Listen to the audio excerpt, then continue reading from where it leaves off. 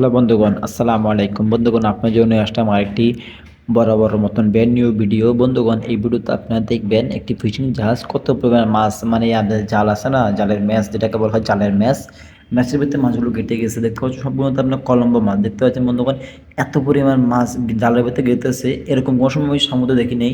এই প্রথম ফার্স্ট টাইমে দেখতেছি এরকম যদি আপনার কোনো প্রথম দেখে থাকেন তাহলে অবশ্যই কমেন্টে জানাবেন।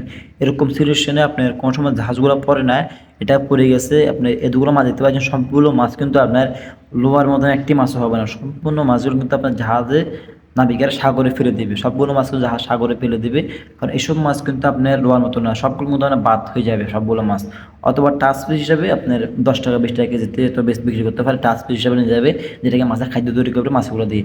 সবগুলো কিন্তু আপনার কলম মাছ, মাছটা আপনার জালের ভিতরে না ঢুকে আপনার মাছগুলো সবগুলো মতো আপনার জালের ম্যাচের ভিতরে গেঁথে গেছে। তো আপনার এটা একটা মানে মিস্টেকের মতো হয়ে গেছে আর কি। এরকম তো কোনো হওয়ার কথা না, এরকম হয় না, কোনোভাবে হয় না, এরকম আমরা দেখি নাই। মানে আমরা হয়েছে হালকা পাতলা, এরকম কোনোভাবে দেখিনি, আমরা কোনো সময় দেখিনি। তাই দেখুন আপনারা এরকম যদি কোনো সময় আপনার না দেখে থাকেন তা অবশ্যই দেখেন, ভিডিওটা দেখলে বুঝতে পারবেন মাছগুলো তারা কী করে।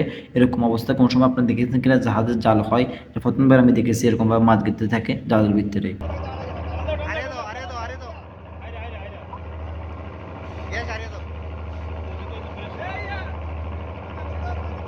সবাই ধরো না।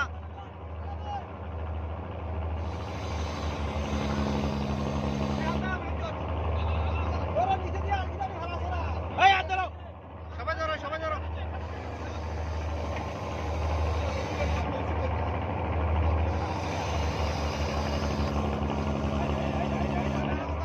টান দাও, টান দাও।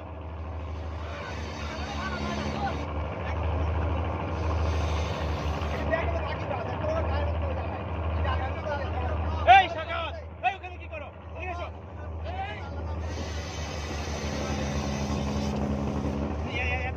লোড নিবে না। সেখানে এগোতে এখানে লোড নিবে না।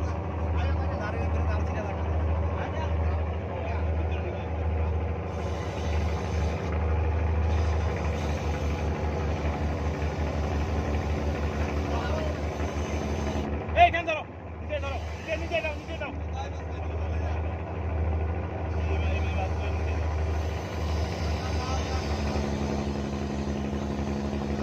এই তুমি এখানে দাঁড়ায় না।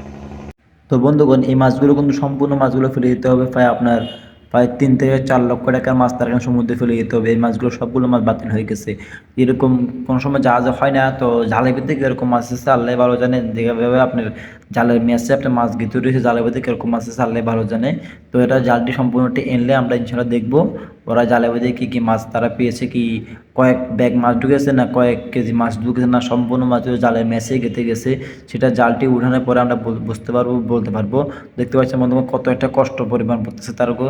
আপনি মাছগুলো এভাবে হইলে মানে সবারই কষ্ট, মানে একটা ব্যাগ মানে সবারই কষ্ট এরকম মাছ হইলে আর কি। দেখতে পাচ্ছেন বন্ধুগণ কত একটা সিচুয়েশনে তারা পড়ে গেছে মাছগুলো নিয়ে।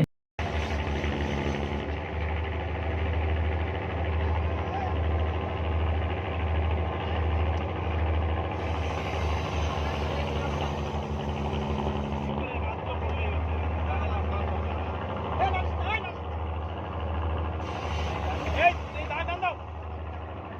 এই মাছগুলো উঠানো ঠিক হয়। তারা কিন্তু আপনার মাছগুলো নিয়ে খুবই একটা কাছে মতো পড়ে গেছে, কারণ জালটা মানে এই অবস্থা হয়ে গেছে মাছের ভারে এবং মাছের গেঁথে থাকার কারণে পুরো জালটাই আপনার কষ্ট হয়ে যাবে তাদের ওয়াশ করতে, তারপর সম্পূর্ণ মাছগুলো ফেলতে, মানে একটা মতো স্টাফগুলো মানে অপোজিট মানে কষ্ট হয় মাছগুলো নিয়ে। এরকম সিচুয়েশনে পড়লে সবারই কষ্ট। দেখতে পাচ্ছেন না পাচ্ছে জাল ওঠাচ্ছে, না পাচ্ছে আপনি কিছু করতে, তো পারতেছে না মাছগুলো ফেলতে, না পারতেছে জালটি সময় থেকে জালটিকে জাহাজে উঠে নিতে। মানে সবাই একটা বিডিগানে অবস্থায় পড়ে গেছে মাছগুলো নিয়ে। দেখতে পাচ্ছেন বন্ধুগণ এত পরিমাণ কষ্ট তাদের হচ্ছে।